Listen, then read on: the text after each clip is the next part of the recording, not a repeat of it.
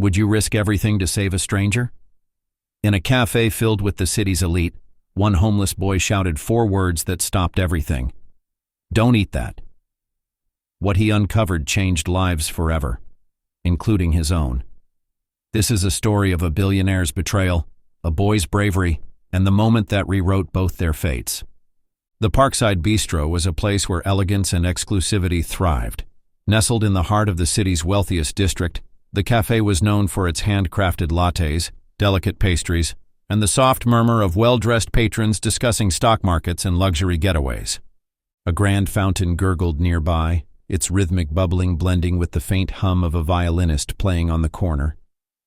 Sunlight filtered through the leaves of perfectly manicured trees, casting a warm glow over the linen-covered tables. It was a scene of perfection, a place untouched by struggle. And yet, just beyond the wrought iron fence that separated the privileged from the forgotten, a boy stood in the shadows, his dark eyes scanning the cafe with quiet calculation. At the center of the patio, at a table reserved exclusively for him, William Devereaux sat in his usual spot. At 74 years old, he was a man who had built a real estate empire from the ground up. He had started with a single apartment complex in his 20s and had expanded into luxury hotels, commercial buildings, and million-dollar developments. Power came naturally to him. It was in the way he carried himself, the way his presence commanded a room, even when he wasn't speaking. Today, however, he wasn't commanding anything. His movements were slower than usual. There was a weight to his shoulders, a tiredness in his usually sharp gaze as he glanced at the menu. His gold-rimmed glasses reflected the light, and his perfectly pressed suit was as crisp as ever. But something was off. Across from him sat Vanessa Devereaux, his much younger second wife. She was breathtaking in the way that people with money and time to perfect themselves could be. Her jet-black hair was styled to flawless precision, and her bright red lipstick was impeccable, the kind that never smudged, even when drinking from a crystal glass. She wore diamonds on her wrists that caught the light with every movement, but her attention wasn't on William. Instead, she was scrolling through her phone, barely acknowledging her husband as he sighed and set the menu down. William studied her for a moment before speaking. "You're distracted again." His voice was calm but pointed. Vanessa looked up with a practiced smile, one that could charm a crowd but never quite reached her eyes. "I'm right here," she said sweetly, reaching across the table to place a delicate hand over his. "You know how much I enjoy these lunches." But William wasn't so sure. He had built a life on instincts, on reading people, on knowing when someone was lying, and right now he felt uneasy. Beyond the cafe's iron railing, the thin boy in the hoodie watched everything unfold. His name was Leo. He had no home, no family, no safety net. At 15, he had already learned that the world only saw you if you had something to offer, and he had nothing. For the past 6 months, Parkside Bistro had been a familiar hunting ground. He never stole, at least not directly. But he had a talent for timing things just right, grabbing untouched leftovers from recently abandoned tables, finding wallets that had been carelessly dropped, or charming a waiter into slipping him bread that was bound for the trash. Today was supposed to be no different. His stomach growled and his eyes scanned the plates left behind by wealthy patrons too full to finish their meals. But then, something unusual caught his attention. A deadly secret. Vanessa had finally put down her phone. Her elegant fingers reached into her designer handbag. Leo's sharp gaze locked onto her hands. She moved with practiced ease, her expression never changing as her fingers wrapped around something small and glass. She slid it out just far enough for Leo to see the vial. A small bottle, a clear liquid. Leo's stomach twisted. Vanessa twisted the cap off with a flick of her wrist. She leaned forward casually, her arm brushing against William's as she tilted her hand ever so slightly, and poured the liquid into his soup. The poison disappeared instantly, mixing into the golden broth without a trace. Leo's breath caught in his throat. Did I just see that? For a split second he questioned himself. The woman looked too polished, too elegant, too normal to be doing something like this. And yet Leo had lived on the streets long enough to recognize danger when he saw it. Vanessa leaned in, her voice low, almost a whisper, but just loud enough for Leo to hear.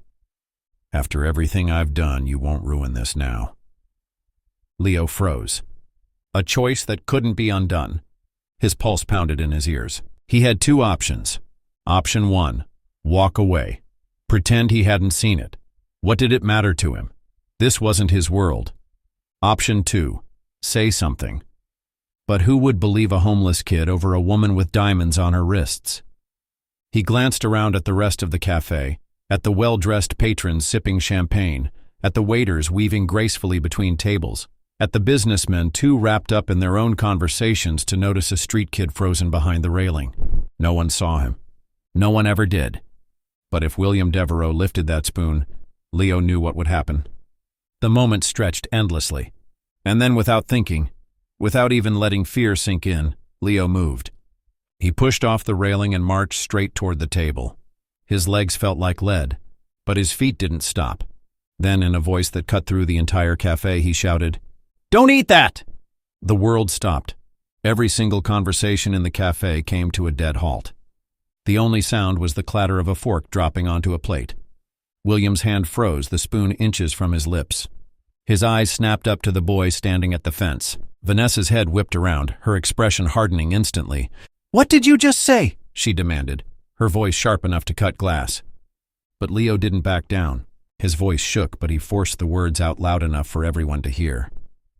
"She put something in your food. I saw her. Don't eat it." A collective gasp rippled through the cafe. The once lively restaurant was now a stage, and Leo had just set everything into motion. For better or worse, there was no turning back now. The Parkside Bistro had never been so quiet. Every set of eyes was locked on Leo, the thin boy in the tattered hoodie who stood just beyond the iron fence. The words he had just shouted still hung in the air, disrupting the usual murmur of business deals, gossip, and the soft clinking of silverware. At the center of it all, William Devereaux sat frozen, his spoon hovering inches from his lips. His old but sharp eyes met the boy's gaze, searching. Across from him, Vanessa's perfectly composed face cracked for just a second, her polished veneer slipping before she recovered. She turned to the boy, her voice sharp, dripping with outrage. "Who let this filthy little liar in here?" Leo didn't flinch. His voice wasn't as strong as before, but he forced himself to keep going. "I saw you. You put something in his soup." Another gasp rippled through the cafe. Vanessa's lips parted in feigned shock, her hand clutching at her chest as though she had just been personally attacked. "You're accusing me? Of what? Poisoning my own husband?" Her laugh was crisp, cold, and controlled. She turned toward the other guests, as if inviting them to share in the absurdity of it all. "Oh, this is rich. A homeless kid wanders in and suddenly I'm a murderer? This is ridiculous." Several of the patrons exchanged wary glances. But Leo stood his ground. "You took a bottle out of your bag," he said, his voice steady. "You poured something into his soup and stirred it." He turned back to William, his dark eyes pleading. "Please, sir, if you don't believe me, just don't eat it. Get it tested." A thick silence followed. William's spoon trembled slightly in his grip. The waiter standing a few feet away hesitated, unsure of whether to step in or wait for orders. William finally turned to his wife, his voice calm but razor-sharp. "Vanessa, what is he talking about?" Vanessa sighed, exasperated, shaking her head. "Oh, William, really? Are you actually listening to this nonsense?" But William wasn't looking away. She knew that look, the look of a man who had spent his entire life negotiating, sensing deception, cutting through lies. And right now, he wasn't buying hers. Vanessa's smile tightened. "William, I love you, but this is humiliating. I would never do something like that." Leo took a step closer. "Then prove it." Vanessa's head snapped toward him, her eyes narrowing. "Excuse me?" Leo swallowed hard. "If you didn't do anything, you won't mind if they test the soup." William's grip on the spoon loosened. Vanessa hesitated, just for a second. But it was enough, because William saw it. And so did the rest of the cafe. The whispers began again, low murmurs between the patrons. Did she really do something to his food? She looks nervous. Why would a street kid lie about this? Vanessa could feel the pressure building, the walls closing in around her. She exhaled dramatically, playing up the role of the wronged wife. "Fine," she said, rolling her eyes. "If it'll shut everyone up, test the stupid soup." She waved dismissively at the waiter. Go on, have them test it. And when they find nothing, I expect this child to be thrown out for making false accusations. But something in her tone was off. It was too defensive, too eager to shift the blame. William leaned back in his chair, his fingers drumming against the table. His mind was racing. He had trusted this woman. He had given her everything. Yet in this moment, his gut was screaming at him. And he never ignored his gut. Vanessa was hiding something, and now he had to decide what to do next. The waiter took a cautious step forward, glancing at William. Sir, should I call someone? Vanessa snapped her head toward him, her expression sharp as a knife. You will do no such thing. This is my husband's meal. If he wants to eat it, he'll eat it. If he doesn't, then we'll move on. But this ridiculous scene ends right now. Leo felt his stomach twist. She was trying to rush him into ignoring it. William tapped a single finger against the table, his gaze now locked entirely on his wife. Then, slowly, he picked up the spoon again. Vanessa breathed out a sigh of relief, flashing a triumphant smile toward Leo. See? Enough of this nonsense. William, eat your lunch. Leo's entire body went cold. William was about to take a bite, and Leo could feel it in his bones. If he did, this man wouldn't leave the cafe alive. He only had seconds left to act. A desperate plea. Leo lunged forward, gripping the edge of the table. Sir, please, he begged. If you eat that, you're going to die. The cafe erupted in gasps again. William froze. Vanessa's composure cracked completely. She slammed her hand against the table, her voice trembling with anger. Enough. This little liar should be thrown out now. The cafe manager appeared at the entrance, looking tense. Is there a problem here? Before Vanessa could speak, William held up a hand. The room fell into silence again. He turned toward the waiter, his expression unreadable. Then finally he spoke. Call the police. Vanessa's face drained of color. The moment William Devereaux uttered those 3 words, call the police, the atmosphere in the Parkside Bistro changed entirely. No longer just whispers and stolen glances. The cafe erupted into a chorus of gasps and murmurs. Waiters stood frozen, and nearby patrons leaned forward, eager to witness the unfolding drama. Vanessa snapped her head toward her husband, her flawless mask of control slipping for the first time. William, you can't be serious, she hissed. This is humiliating. Are you really going to let some street kid make a fool of you? William remained silent, his gaze locked onto the untouched bowl of soup. The silence stretched, thick and suffocating. Then he set the spoon down. Vanessa, he said, his voice calm but edged with something dangerous. I asked you a question. What is this boy talking about? Leo stood his ground, his fingers clenched into fists at his sides. The adrenaline that had pushed him to speak up was beginning to fade, replaced by something colder, heavier, doubt. He had done what was right. But what if it wasn't enough? Would they believe him? Or would Vanessa turn it all around, make him look like the liar? Vanessa let out a sharp, exasperated laugh, shaking her head as she gestured toward Leo. You seriously believe him over me? She turned toward the nearby onlookers, searching for support, for someone to side with her.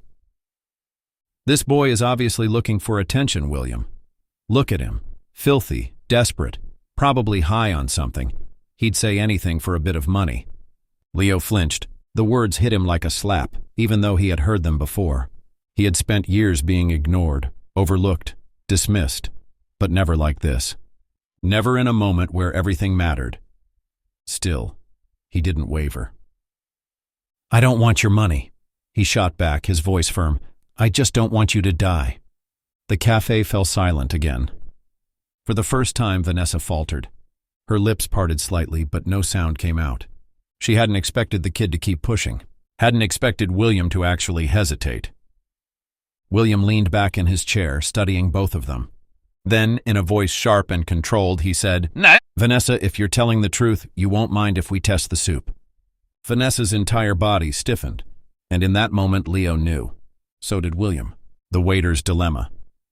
A nearby waiter, a young man in a crisp black uniform, his hands visibly shaking, stepped forward cautiously.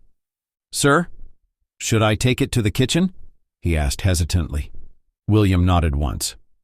Yes, get it tested, Vanessa snapped.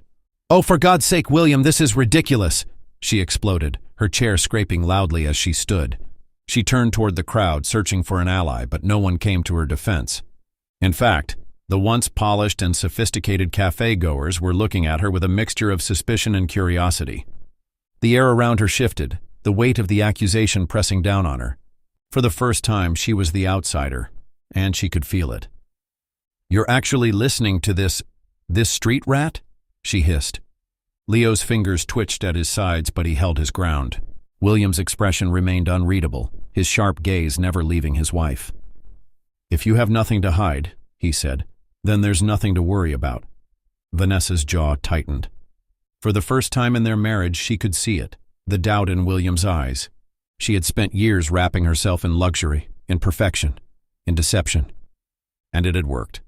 Until now. Until this kid, this nobody, stepped forward and ripped everything apart. The breaking point.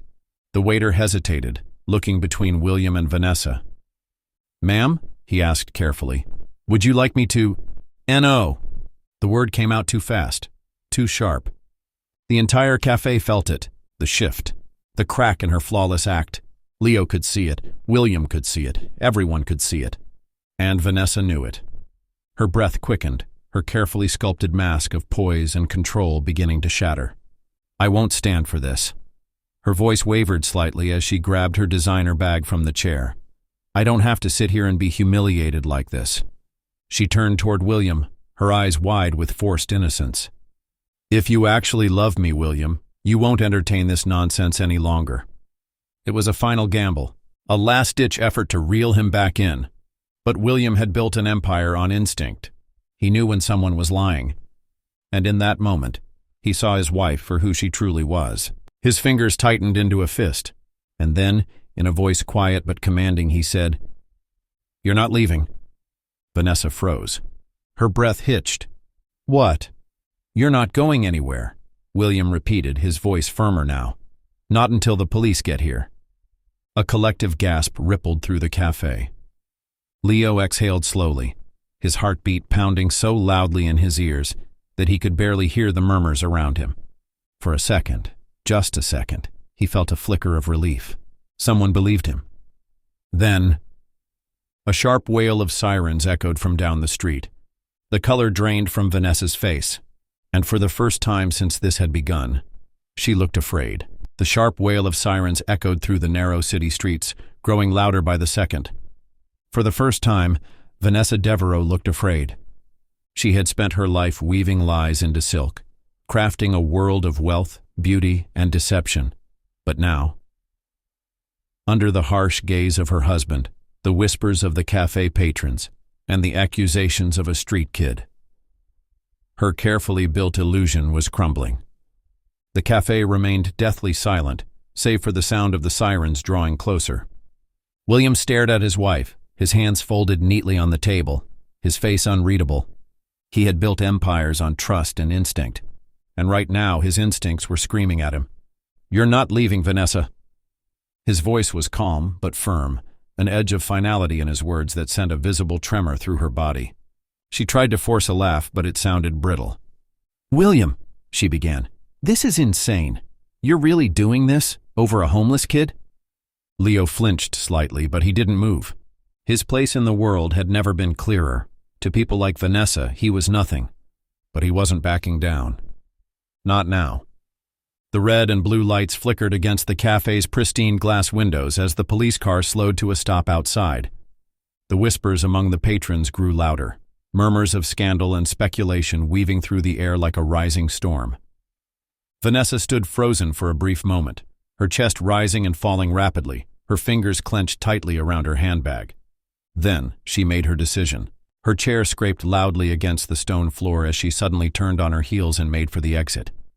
I don't have time for this. Her voice was controlled, but her movements weren't. She was panicking. Leo's heart pounded. If she got away now, this would all be for nothing. William stood up, his movements slow but deliberate. Vanessa. She didn't stop. She was already 2 steps away from the door when the officers entered the cafe. Two men in navy blue uniforms, calm but authoritative, scanned the room. One of them, a tall, broad-shouldered officer with graying hair, stepped forward first. "Someone called in a report of possible food tampering?" William turned toward the officers, his voice even. "Yes, my wife has been accused of poisoning my meal." A collective gasp rippled through the cafe. Vanessa froze. Her entire body went rigid, her fingers tightening around her bag strap until her knuckles turned white. She spun back toward William, her eyes wide with betrayal. You think I would do something like that?" Her voice cracked. "After everything?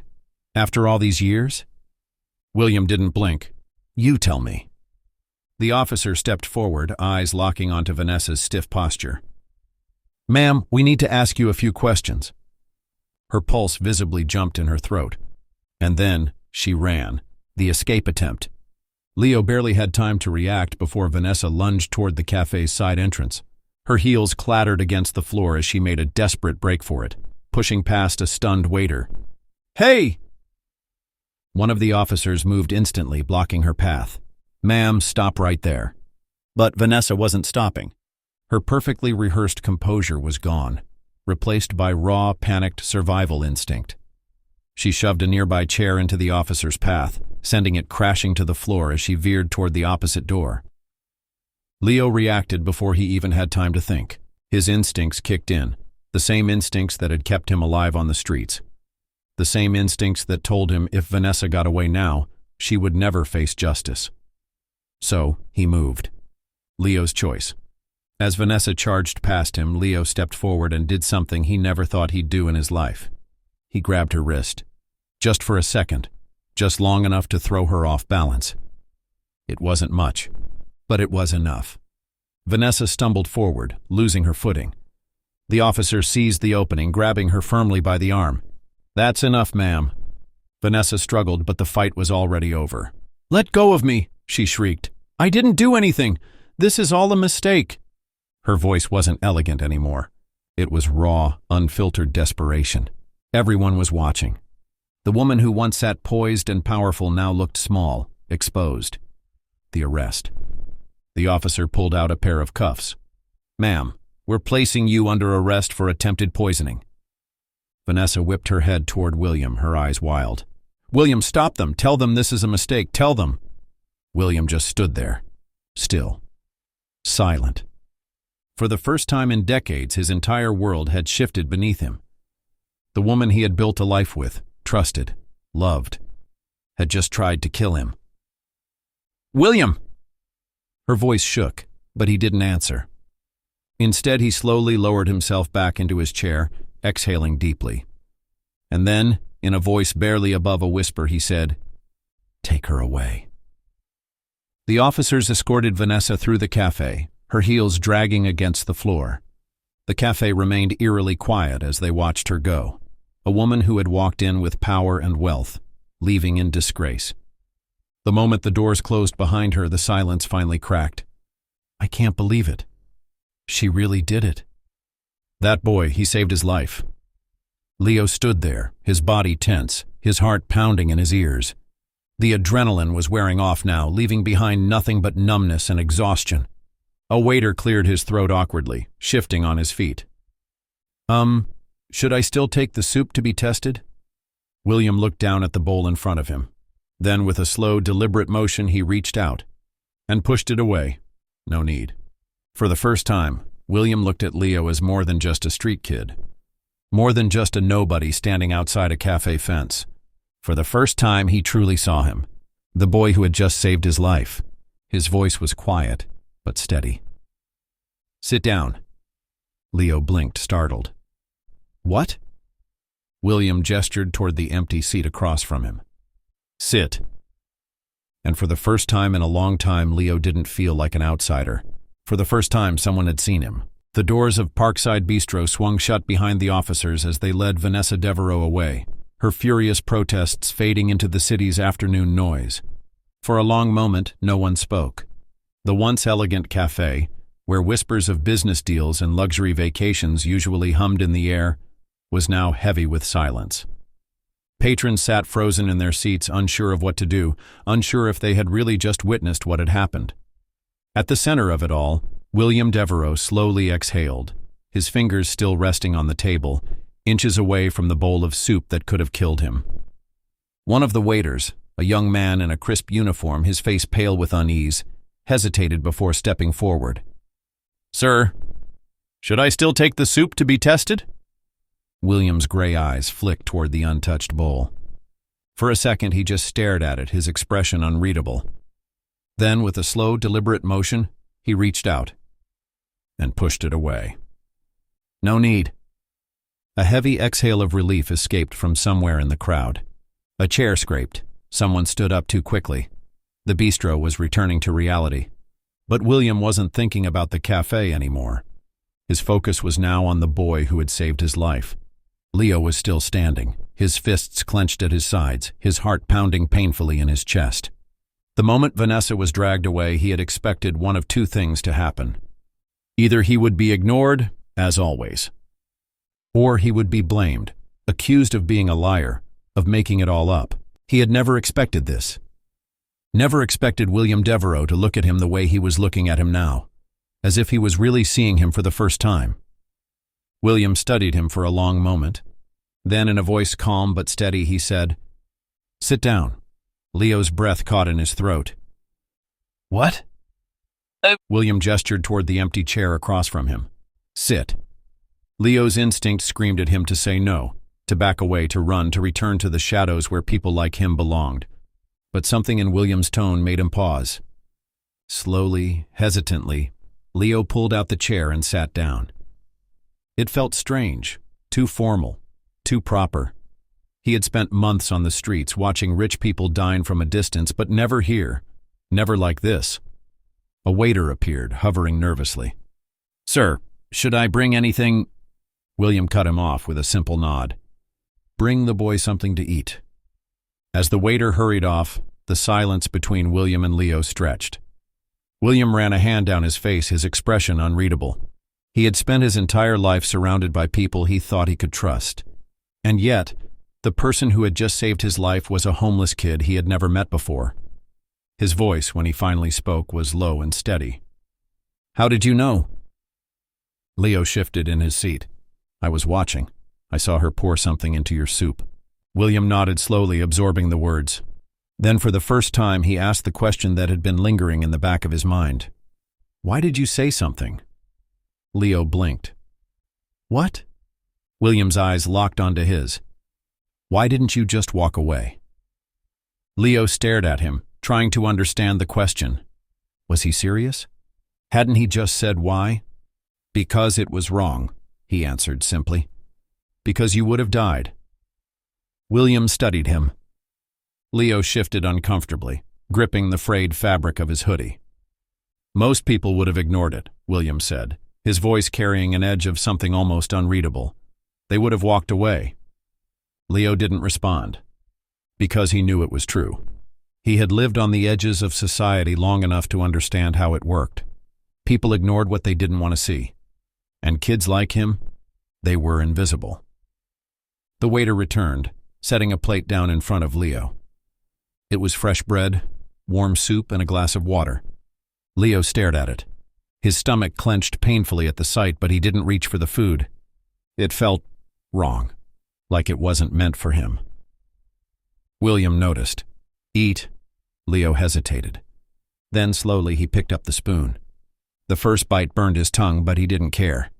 It was the first hot meal he'd had in months.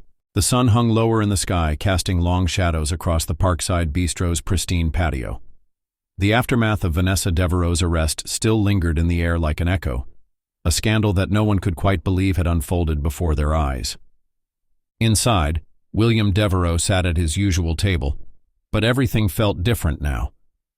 For the first time, he wasn't seated across from his glamorous wife, but instead from a thin, sharp-eyed street kid who had just saved his life.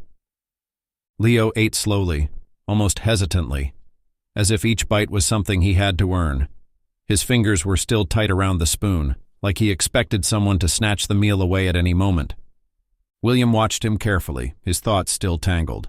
He had spent decades making ruthless decisions, cutting through lies, building his empire on instinct. And yet he had nearly missed the most important deception of all. If this boy hadn't spoken up, if he had taken just one bite of that soup. William exhaled, his fingers tapping against the table. He had built his entire life on power and control, but for the first time he had lost it completely, and a boy with nothing had been the one to save him. The chime of the cafe's front door rang out, drawing William's attention. Through the entrance walked the same officer who had arrested Vanessa earlier. Officer Daniel Evans, a tall man with graying hair, his uniform still neatly pressed despite the long day, scanned the room, his gaze landing on William. "Mr. Devereaux." William nodded once, his usual commanding presence slipping back into place. "Do you have news?" The officer approached, his expression unreadable. "Your wife is in custody," he said. "She hasn't requested bail yet. She was not particularly cooperative." Leo let out a sharp breath, shifting slightly in his seat. William, however, didn't react. "That doesn't surprise me," Evans sighed. "She's claiming it was all a misunderstanding." A bitter laugh escaped William's lips.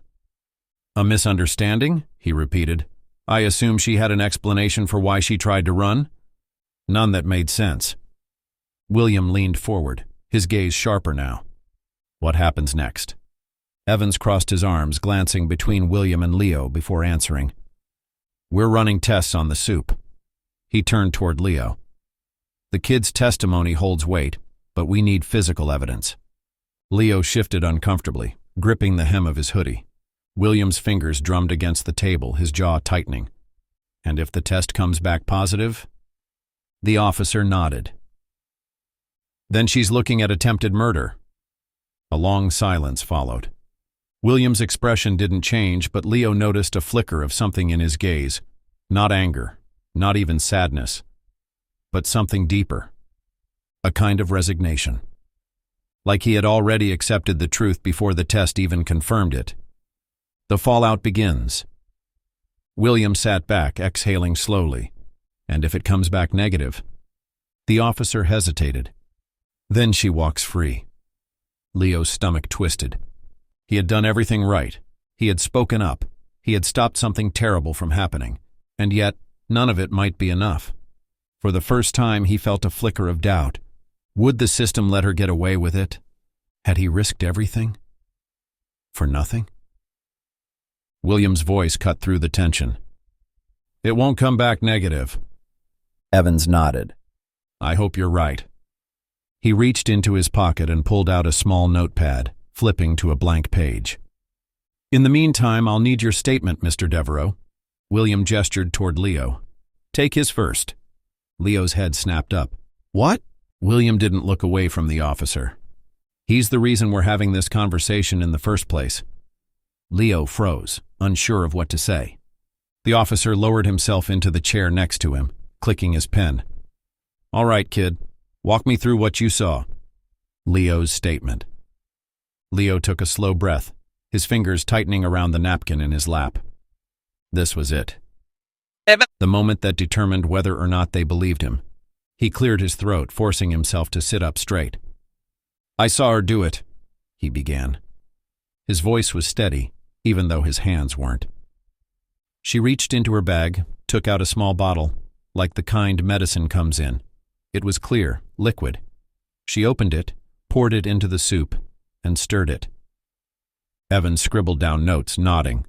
"Did she say anything?" Leo hesitated. Then he repeated the words that had been haunting him ever since he heard them. She said, "After everything I've done, you won't ruin this now." William's jaw tensed. Evans paused in his writing, glancing at William before turning back to Leo. "You're sure that's what she said?" Leo nodded once. "I wouldn't forget it." Evans studied him for a long moment. Then he reached into his pocket and pulled out a card. "If you remember anything else, call me." Leo took it hesitantly, rubbing the corner of the cardstock between his fingers. He had never been given a card before. Never had someone actually asked for his side of the story. It felt strange, but good. A promise. As Evans stood to leave, he turned back toward William. "We'll be in touch when we get the results." William nodded, silent but firm. The officer gave Leo one last look before heading toward the exit. Leo watched him go, his mind still spinning. Was that it? Would she really go to prison? Or would she find a way out, like rich people always did? He turned back toward William, who was watching him carefully. You did the right thing. Leo swallowed hard, unsure how to respond. The truth was, he didn't know if doing the right thing ever really mattered. Maybe it wouldn't change anything. Maybe Vanessa would find a loophole, get her lawyers to twist the truth, walk free, and go on living her life like nothing had happened. But then, William leaned forward, his expression serious. No matter what happens next, she won't get away with this. Leo studied him, searching for any trace of doubt. There was none. For the first time he realized, William Devereaux wasn't just a rich man. He was a man who had built an empire on knowing when to strike back. And right now, his target was clear. Leo took a slow breath, nodding. Maybe, just maybe, justice was finally coming. The Parkside Bistro had slowly begun to return to normal. The soft hum of conversation had resumed. Waiters bustled between tables again, and for the patrons who had just witnessed a near murder unfold, the event was already turning into a story to be whispered about over cocktails and business meetings. But for William Devereaux and Leo, nothing was normal. They still sat at the center of the storm, across from each other at a table where life and death had nearly collided. Leo pushed the empty soup bowl away, his stomach finally full for the first time in months. But his mind? It was a mess. His body still held tension, like he expected someone to come over and tell him he didn't belong here.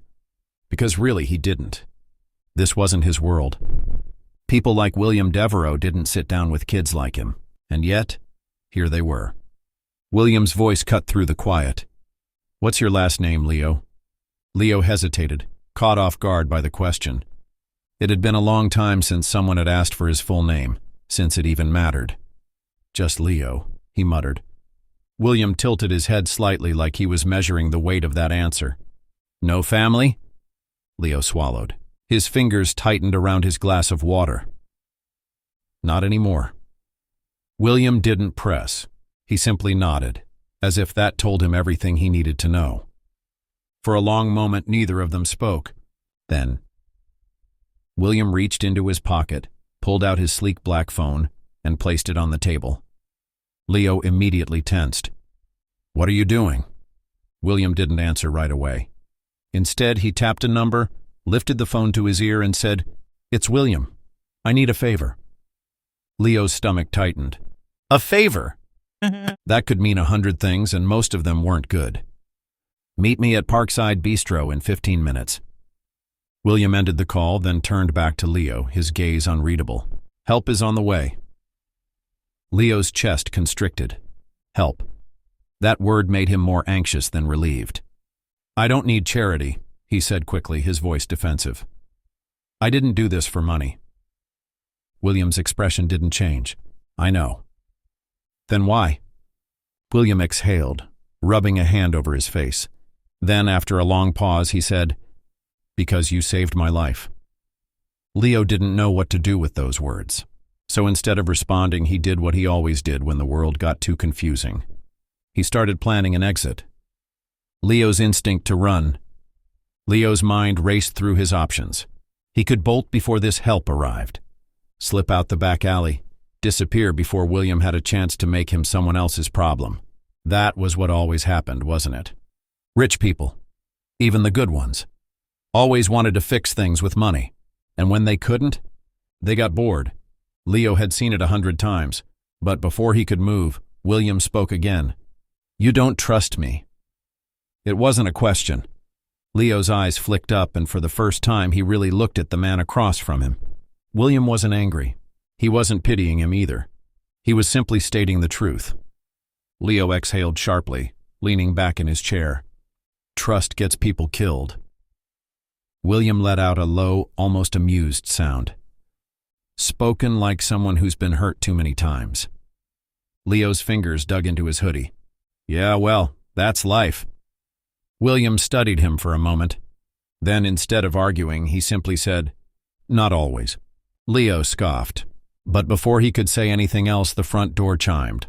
A man in his mid-40s walked in, broad-shouldered, clean-cut, his navy suit sharp enough to cut glass. Leo immediately tensed. Great. Another rich guy. William stood, shaking the man's hand. Leo, this is Mark Carter. He runs a foundation for kids who've been on the streets. Leo's stomach dropped. Oh. Mark gave Leo a slow once-over, his expression calm. You're the kid who saved William. Leo shifted uncomfortably. I guess? Mark pulled out a chair and sat down. He told me what happened. Leo nodded stiffly, unsure of what to say. Then Mark leaned forward, his voice quieter now. Do you want help, Leo? That question hit harder than Leo expected. Want? Did he? Wanting something meant getting attached, and getting attached meant losing something all over again. I don't need a handout. Mark tilted his head. Not what I asked. Leo swallowed. He could feel William watching him carefully, waiting. What kind of help? Leo asked, his voice barely above a whisper. A safe place to sleep, away off the streets, a chance to figure out what comes next. Leo's heart pounded. That all sounded too good, too easy. There had to be a catch. And if I say no? Mark shrugged. Then you walk out of here and we don't stop you. No one forces you to do anything, Leo. It's your choice. Choice. That was new. No one had ever given him a choice before. Leo sat there silent, staring at the table. For a long time, no one spoke. Then, finally, okay. His voice was barely above a whisper, but it was there. And just like that, his life shifted. William's last words to Leo. William stood from the table, adjusting his cuffs. Mark will take care of everything from here. Leo swallowed, nodding once. But as William turned to leave, something pulled at Leo's chest. He had spent his whole life surviving alone. But today, someone had chosen to see him. And that meant something. Mr. Devereaux? William paused. Leo's throat felt tight, but he forced the words out. Thanks. William's lips curved slightly, just barely. You saved my life, Leo. He nodded once. Now go live yours. Leo didn't know what came next. But for the first time in a very, very long time, he felt hope. The streets of New York had always belonged to Leo. For years they had been his home, his battlefield, his prison. He had learned to move through them like a shadow, avoiding trouble, avoiding people, avoiding hope. Because hope? That was a dangerous thing. Hope was what got you hurt. Hope was what let you down. But now? As he stepped into the sleek black car with Mark Carter, leaving behind the Parkside Bistro, Leo realized something. For the first time in a long time, he wasn't walking alone. The drive to somewhere new. The car hummed softly as they pulled away from the cafe's golden-lit patio, merging into the steady flow of city traffic. Leo sat stiffly in the leather seat, his hoodie still damp from the evening air, his fingers gripping the worn-out fabric like a lifeline. Mark glanced over, but he didn't push conversation. Good. Leo's mind was already too full, too loud, filled with the weight of everything that had just happened. Vanessa Devereaux had been arrested. William Devereaux had offered him a future. And Leo? Leo had actually said yes. He still wasn't sure why. But maybe, just maybe, it was because for the first time in his life, someone had given him a choice. The shelter. They pulled up in front of a brick townhouse nestled between two taller buildings tucked away on a quieter street. It wasn't flashy. It wasn't cold like a government shelter. It looked real. A place where people lived, not just survived. Leo hesitated at the door, his fingers curling around the strap of his backpack, a bag that held everything he owned, which wasn't much. Mark opened the door and stepped inside, leaving it open behind him. It's up to you, Leo. Leo's chest tightened. Even now, he could still run. He could turn around, disappear back into the alleys and abandoned subway stations, pretend none of this had ever happened. But something inside him whispered, you don't have to live like this anymore. So he took a deep breath and stepped inside. The house smelled like warm bread and coffee, a scent so foreign to Leo that it made his stomach twist. A woman in her 50s with kind eyes and a no-nonsense posture greeted them. "Leo, right?" she asked. Leo nodded cautiously. "I'm Diane. Welcome home." Home. That word hit harder than he expected. I don't know how long I'm staying," Leo muttered, shoving his hands in his hoodie pockets. Diane just smiled. "That's up to you." Another choice. Leo had never been given choices before, and now he wasn't sure what to do with them. Meanwhile, across the city, William Devereaux sat in his penthouse office, staring out at the glittering skyline. A glass of whiskey sat untouched on the table beside him. His phone buzzed. A message from his attorney. Test results confirmed. Poison was in the soup. Strong case for prosecution. William exhaled slowly. It was done. Vanessa wasn't just a memory now. She was a mistake he would never make again. His gaze flickered toward his business portfolio, his entire empire spread out across neatly printed documents. For decades, he had built, strategized, expanded. But none of it had ever mattered as much as one street kid saying 5 simple words. "Don't eat that." William closed his eyes for a moment, then picked up his phone. One last call to make tonight. It rang twice before Mark answered. "How is he?" A pause, then, "He went inside, William." Something in William's chest eased. "Good."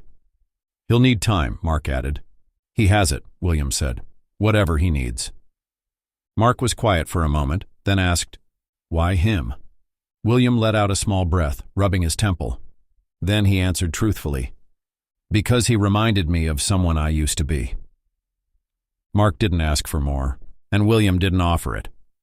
Some things were best left in the past. Weeks passed. Leo stayed. He wasn't sure why exactly. Maybe because the bed was warm. Maybe because the food was real.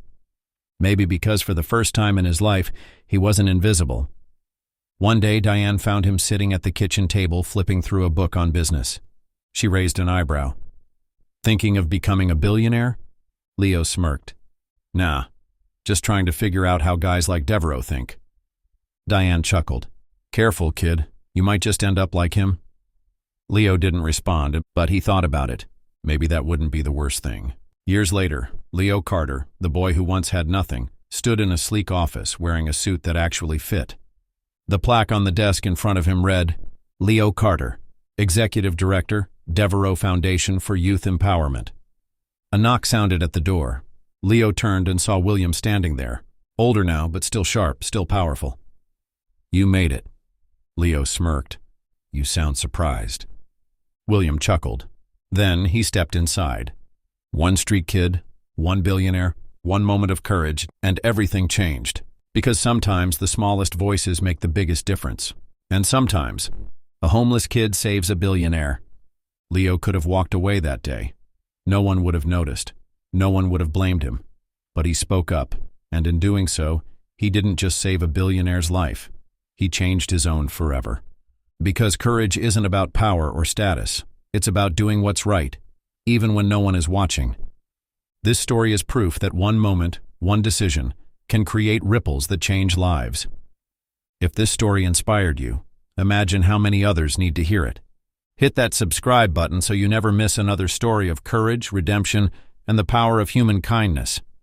Because sometimes the hero isn't the one with the money or the influence. Sometimes it's the one with nothing but a brave heart. Subscribe now and join us for more stories that will move you, challenge you, and remind you of the incredible power of doing what's right.